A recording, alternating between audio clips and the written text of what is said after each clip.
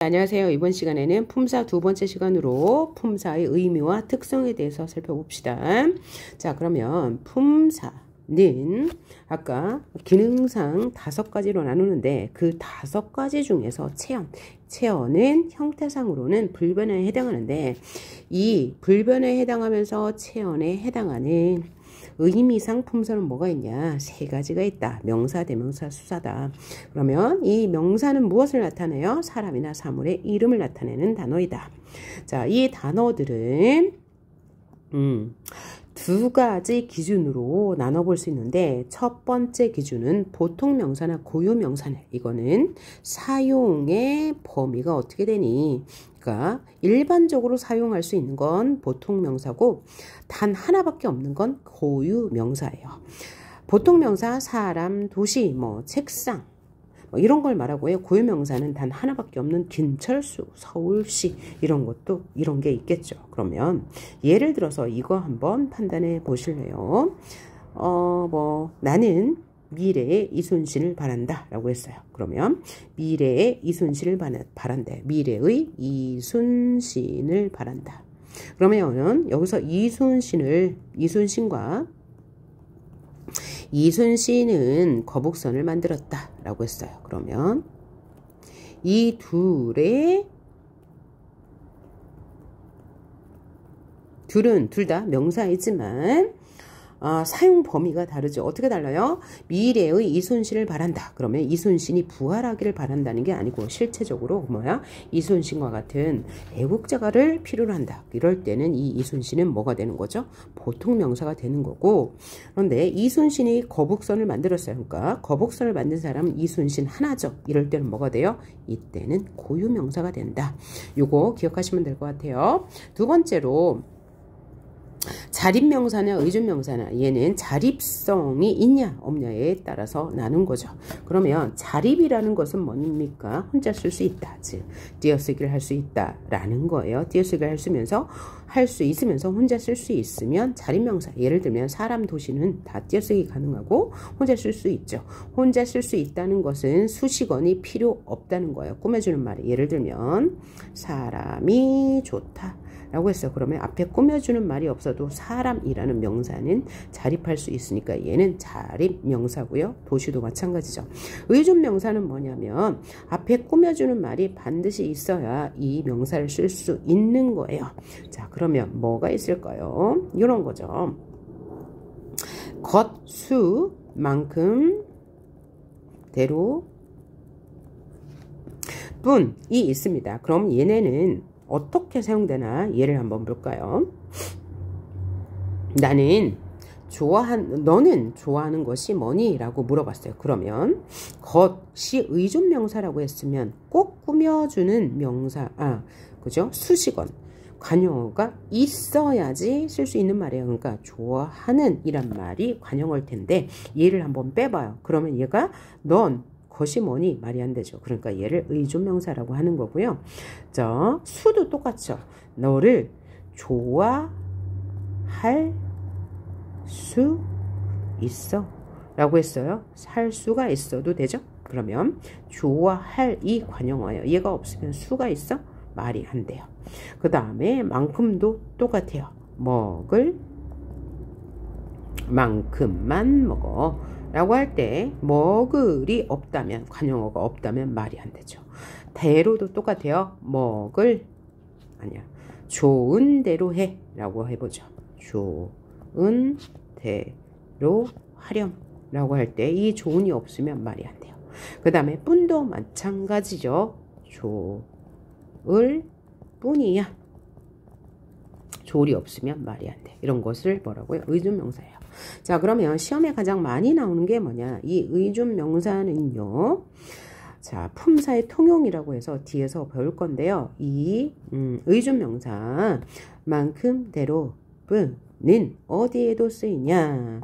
조사로도 쓰입니다. 아까 조사가 뭐라고 했죠? 조사 체언 뒤에 붙어서 문장 성분을 결정해 주는 것이라고 했어요. 그럼 얘는 어떻게 구분해요? 단어의 순서를 보면 구분할 수 있습니다. 자, 예를 들면 자, 여기서 만큼 대로뿐이 이렇게 쓰였어요. 그러면 얘네 앞에 뭐가 왔어요? 관용어가 왔죠. 그리고 얘를 띄어 썼어요. 띄어 썼죠. 그런데 얘네가 만약에 조사로 쓰인다면 앞에 뭐가 와요? 명사, 대명사, 수사가 오죠. 왜? 명사, 대명사, 수사는 체언이고 이 뒤에 조사가 붙는 게 아주 자연스럽죠. 그런데 이 조사는 생략할 수도 있습니다. 생략이 가능해요. 그러면 예를 들면 너 대로 해라. 너는 너대로 해. 그 다음에 나에게는 너뿐이야. 너만큼 나도 잘해 라는 예문을 보면 얘를 지금 붙여 썼고 이 앞에는 뭐가 왔어요? 체언이었으니까 체언 뒤에 붙여 쓰는 건 뭐예요? 조사라는 거죠. 이게 아주 중요합니다. 자, 그래서 아주 중요한 거 했어요. 뒤에 것까지. 만큼대로 뿐은 의존 명사로도 쓰이고 뭐로도 쓰인다? 조사로도 쓰인다 라고 했고요. 그럼 대명사는 어떤 의미를 가지고 있냐? 사람과 사람이나 사물을 대신 가리키는 말이다.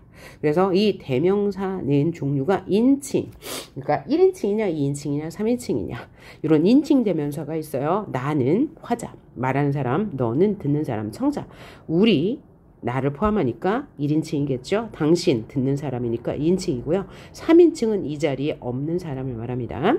사물을 나타내는 거 이거저거 그것도 있고 처소는 뭐란 말이에요? 장소를 나타내는 여기저기 거기도 있습니다.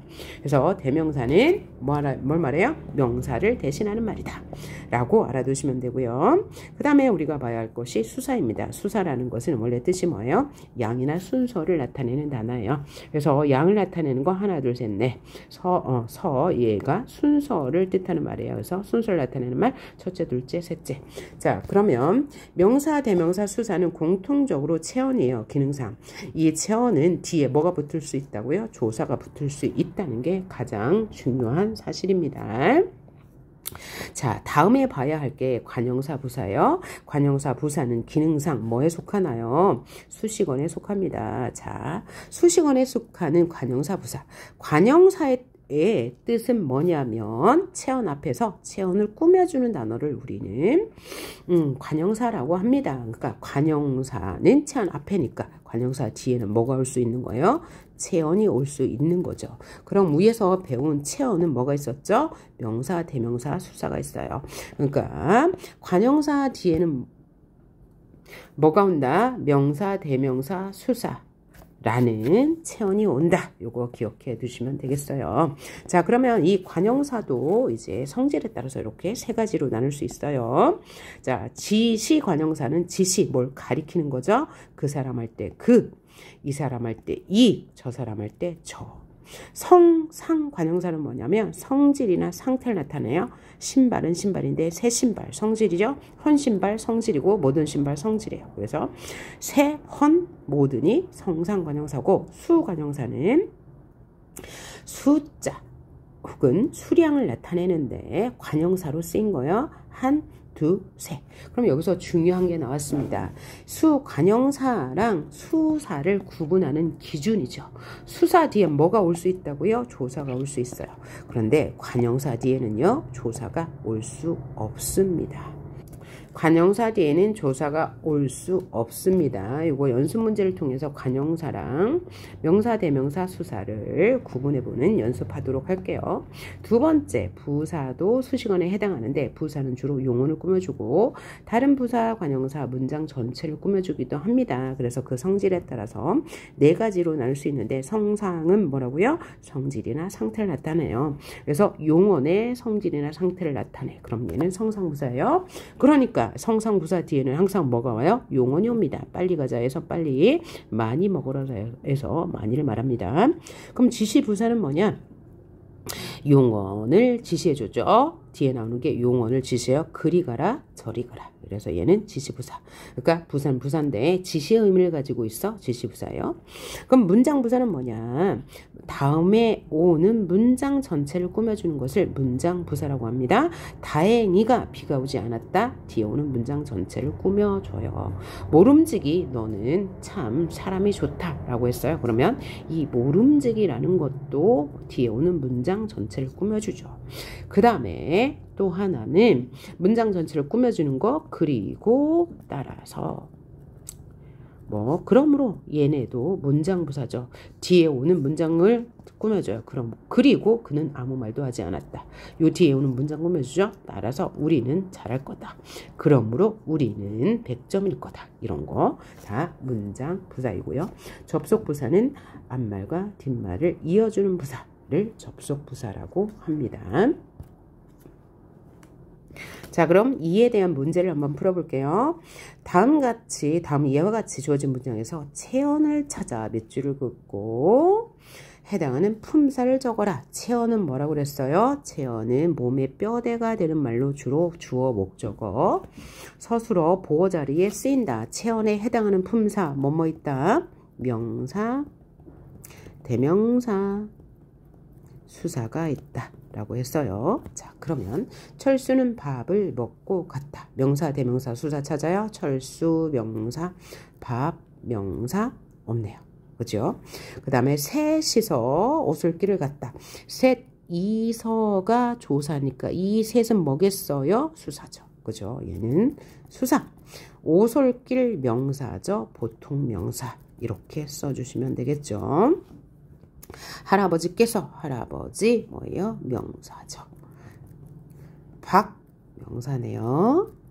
다녀오셨다는 명사 아니고 다녀오셨다 동사네요. 자, 우리가 지금 명사 이런 거 다 뭐죠? 체험 보고 있습니다. 여기 오솔길이라고 쓰면 안 되고 오솔길 명사 이렇게 써야 되는 거죠. 그 다음 하나를 알면 열을 안다. 하나 뒤에 뭐가 붙었어요? 조사가 붙었으니까 얘는 수사. 그 다음에 알면은 동사니까 아니고 열 뒤에 조사가 붙었으니까 얘도 수사라고 하면 되고, 그 다음 그래도 손님을 기다릴 것이다. 그래도는 부사가 되겠네요. 손님 뒤에 뭐가 붙었으니까 조사가 붙었으니까 얘는 명사. 그 다음에 기다릴 것 의존명사죠. 기다릴이라는 말이 없으면 혼자 쓸 수 없는 의존명사니까 의존명사도 명사죠. 의존명사라고 적을게요. 그 다음 걱정 마. 걱정 뭐예요? 다음에 뭐가 생략된 거예요? 을마예요. 걱정을 만데 이 을이라는 조사는 생략할 수 있다고 했으니까 걱정은 뭐예요? 명사. 그 다음에 너 대명사죠. 뒤에 조사가 붙었으니까 대명사. 혼자 가 조사가 붙었으니까 얘도 명사. 그 다음 아니야는 뭐죠? 형용사네요. 그 다음 6번 우리는 함께 공부를 했다라고 했어요. 우리 인칭 대명사 중에서도 우리니까 1인칭 대명사. 화자니까요. 함께 뒤에 했다를 꾸며주는 부사죠. 공부 뒤에 조사가 오니까 명사죠. 그죠? 그 다음 저것 대명사죠. 대명사. 그 다음 바로 뒤에 오는 용언을 꾸며주는 부사죠. 그죠? 그래서 명사, 대명사, 수사는 이렇게 적어서 이제 익혀두시길 바라겠고요. 다음 이와 같이 주어진 문장에서 수식어를 찾아. 그것이 수식하는 단어, 수식하는 단어도 쓰고 관용사인지 부사인지도 쓰래요. 자, 그러면 1번 이런 모든 사람이 나의 졸업식을 축하해. 그럼 모두는 수식어이죠. 뒤에 뭐가 왔어요? 사람이라는 명사를 꾸며줬으니까 얘는 당연히 모두는 관용사가 되니까 수식언 맞고요. 나의 졸업식을 축하해 주었다. 그러면 여기서 수식어는 하나밖에 없는데 모두는 뭘 꾸며주죠? 사람이라는 명사를 꾸며주죠. 사람이죠. 사람이라는 명사를 꾸며줘요. 품사는 관용사. 이렇게 쓰란 얘기네요. 그러면 여기서 바로 해볼게요. 이런 사람을 본 적이 있나요? 라고 했어요. 두 번째 거 봅시다. 이런 사람을 본 적이 있나요? 그랬어요. 그러면 이런 다음에 사람을 꾸며주는 얘는 관용사죠. 근데 얘가 관용사인지 어떻게 알았어요? 사람을 꾸며주고 조사가 붙을 수 없으니까 이런의 사람, 이런을 사람 붙을 수 없죠. 그래서 이런이 뭐예요? 관용사고. 자, 꾸밈을 받는 말. 이름 뭐죠? 즉 수식하는 단어는 뭐야? 사람이라는 명사죠. 이렇게 쓰면 되겠죠. 너는 내가 하고 있는 일이 정말로 즐겁니? 여기서는 꾸며주는 말 수식은 뭐였어요? 정말로가 뭘 꾸며주죠? 즐겁니를 꾸며줘. 즐겁니는 용언이죠. 그러니까 정말로 용언을 꾸며주는 품사는 부사이고 꾸밈을 받는 이 즐겁니는 품사가 뭐예요? 형용사. 이렇게 볼 수 있겠고 3번 하늘에 연을 띄우니 생각보다 높이 올랐다. 자, 일단 조사가 붙은 건 다 뭐예요? 관형사가 아니고 띄우니 띄워서 얘는 용언이니까 수식어이 아니고요. 생각이죠. 뒤에 보다가 조사거든요. 그러니까 얘는 체언일 거예요. 그 다음에 높이 다음에 올라갔다가 있는데 이 높이가 올라갔다를 꾸며주고 이 높이 다음에 격조사가 붙을 수 없고 높이라는 이 부사는요. 보조사는 붙을 수 있어요. 높이도 올라갔다. 그래서 여기서 높이가 뭐라고요? 부사이고요. 부사이고 뭘 꾸며주죠? 올라갔다라는 뭘 꾸며줘요? 동사를 꾸며준다. 이렇게 하시면 되겠다. 그 다음에 새 친구를 사귀고 나서 학교 생활이 즐거웠다. 자, 그러면 새가 띄어쓰기가 돼 있어요. 그 다음에 친구가 나왔죠. 그러니까 여기다 조사가 붙을 수 있으면 얘는 명사가 될 건데 새의 친구, 새를 친구 말이 안 돼요. 그래서 얘는 뭐가 되죠? 관형사가 되고 꾸밈을 받는 말은 바로 뭐예요? 친구. 친구는 명사가 되네요. 뒤에서 또 볼까요? 없네요. 그 다음에 그는 학교까지 아주 빨리 갔다. 그 대명사는 조사, 학교, 명사까지 조사, 아주가 뭘 꾸며줘요? 빨리를 꾸며주네. 아까 부사는 주로 용언을 꾸며주기도 하는데 다른 부사나 다른 관형사도 꾸며준다고 했어요. 그래서 아주가 부사가 되고 아주가 뭘 꾸며줘요? 띄었다를 꾸며주지 않고 빨리라는 부사를 꾸며준다. 그 다음 가을이 되니 길가에 코스모스가 활짝 피었다. 자, 여기 지금 관형사나 부사가 될 수 있는 거 없죠. 여기 조사가 붙었고 얘는 활용하는 말이죠. 되니 되어서 길가 명사니까 관형사 부사가 될 수 없고요.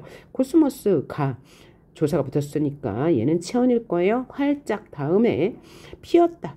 용언이 나오는데 그럼 용언을 꾸며주는 말은 뭐죠? 부사죠. 그 다음에 얘는 그러니까 얘는 그냥 활짝이 부사다 라고 하고 꾸밈을 받는 말은 피었다. 피었다는 피었다 동사죠. 핀다 동사예요. 오케이.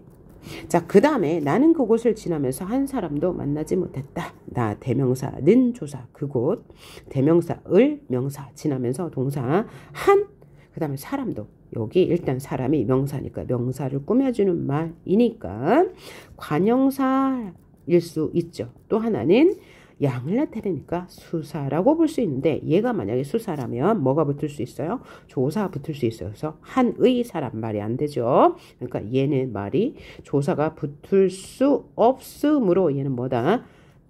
관형사다. 얘는 관형사고 뭘 꾸며줘? 사람을 꾸며주는데 이 사람은 품사가 뭐예요? 명사. 이렇게 해석할 수 있죠.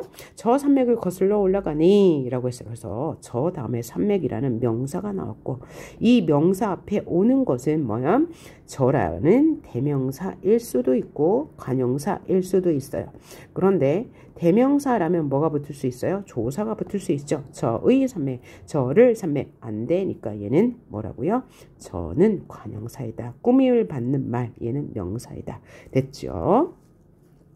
자, 그래서 여기까지 이번 시간에는 품사의 의미 중에서 관계어과 수식어 살펴보았습니다. 다음 시간에 또 뵙도록 하겠습니다. 수고하셨어요.